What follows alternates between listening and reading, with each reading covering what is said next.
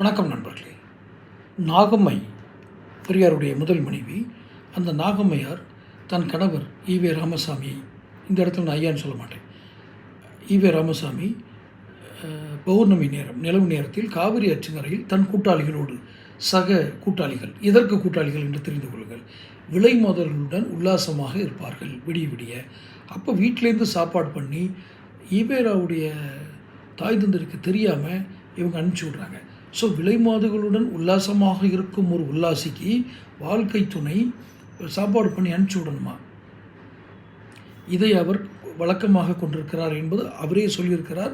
அப்படி அவர் எழுதியதாக ரவிக்குமார், விசிகவனுடைய 2ஆம் கட்ட தலைவர்கள் ஒருவர், ரவிக்குமார் எம்எல்ஏ, அவர் தனது 2004ஆம் ஆண்டு காலச்சூடு புத்தகத்தில் ஒரு கட்டுரை எழுதியிருக்கிறார் இதை குறித்து, பெரியார் குறித்து. அதில் இது இடம் பிடிக்கிறது.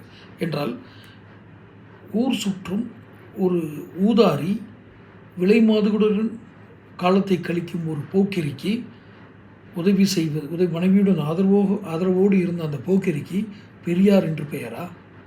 ஐயா, அவர் சாதிய மறுப்புகளை செய்திருக்கலாம், கொடுமைகளை எதிர்த்திருக்கார். அவருடைய சில வேலைகள் அந்த காலகட்டத்தில் தேவையாக இருந்தது. அவர் மட்டுமே செய்ததல்ல. அதுவும் அன்றைக்கு பலர் இருந்தார்கள்.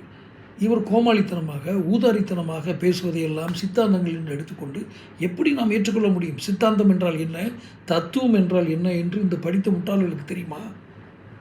நான் இப்பவும் சொல்கிறேன், ஒரு ஊதாரித்தனமான ஊதாரிக்கு பெரியார் என்று எப்படி பெயர் வைத்தீர்கள்? அவர் எப்படி பெரியாரானார்?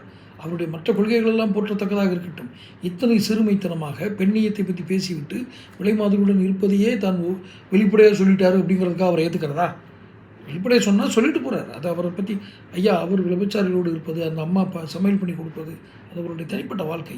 ஆனால் அதை சொல்லி பெண்ணியம் பேசுகிறார். மாடு சுவரில் தேய்த்து கொள்வதும் ஒரு விதவையின் உணர்வுகளும் ஒன்றா? இவரை இன்னும் நீங்கள் பெரியார் என்று கூறிக்கொண்டிருக்கிறீர்கள். தயவுசெய்து ஒன்று உங்கள் சிந்தனையை மாற்றுங்கள், அல்லது நல்ல பெயரை புறக்கணியுங்கள். நான் சொல்வதில் மாற்று கருத்து இருந்தால் நாகரிகமாக நீங்கள் வெளிப்படுத்த தயார் என்றால் நானும் தயார். ஆதாரங்களோடு அந்த திரையை நிரூபிக்கிறேன். தொடர்ந்து சேனல் பாருங்கள், சப்ஸ்கிரைப் பண்ணுங்கள், நோட்டிஃபிகேஷன் பதிவு பண்ணுங்கள். இப்போ தான் என் வீடியோ பிடிக்கலோ உங்களுக்கு வந்து சேரும்.